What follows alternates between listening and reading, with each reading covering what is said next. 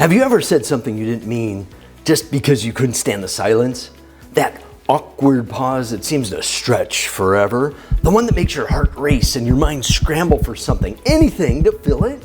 We rush to speak because silence feels uncomfortable. But here's the paradox. Most people fear silence because communicators who master it own the room. It subtly shifts the tone from self-critique to empowerment faster. Silence isn't weakness, it's power. Because silence doesn't just fill the space between words, it shapes what those words mean. And when you learn how to use it with intention, you can guide conversations, expose manipulation, and strengthen every connection you have. In communication, silence works like punctuation. It gives meaning to the sentence. But unlike a period or a comma, silence is invisible.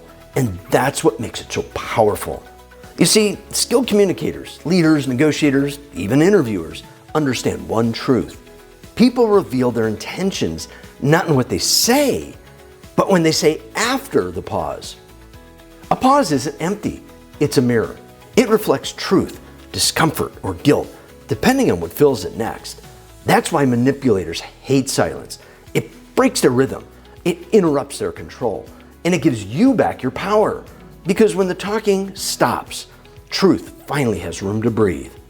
By the end of this video, you'll understand how silence can expose lies without confrontation, how strategic pauses strengthen your presence and credibility, and how to use silence to transform emotional tension into mindful connection.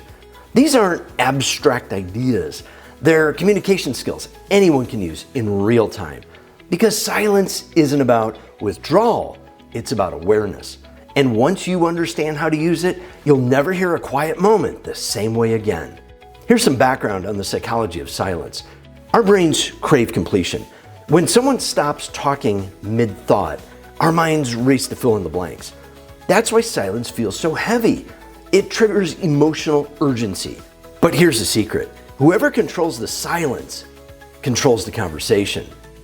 In moments of tension, silence disarms manipulation by removing the audience that the ego performs for. A manipulator thrives on reaction. Silence starves it. Sarcasm loses its edge when met with calm silence instead of a comeback. Intonation loses its emotional pull when you don't respond. And that stillness, it becomes your shield and your advantage. So now that you know why silence works, here's how to use it. There's 3 ways silence changes communication. The first, silence is control. In a conflict, the person who speaks less often holds more power. A short pause before responding says, "I'm thinking," not reacting. It projects calm authority and makes your next words carry more weight. 2, silence is respect. When you give others space to think, they feel seen, not silenced. This kind of pause invites honesty instead of performance. You'll notice people start revealing more when you stop rushing to respond. The third, silence is clarity. Sometimes the truth hides under noise. A pause gives you a chance to notice tone, detect manipulation, or simply ask, "What made you feel that way?" The quiet space between sentences is where meaning finally breathes. Here's a real-world example. Picture a heated conversation with a coworker. They say, "So I guess you think you're better than everyone else." Your instinct might be to defend yourself, to respond instantly.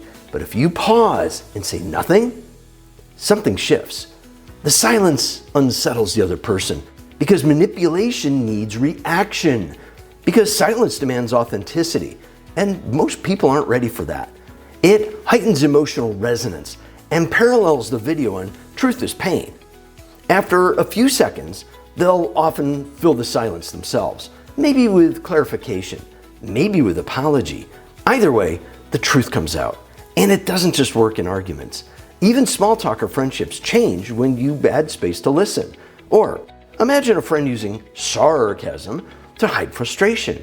They say, "Wow, must be nice having that kind of free time."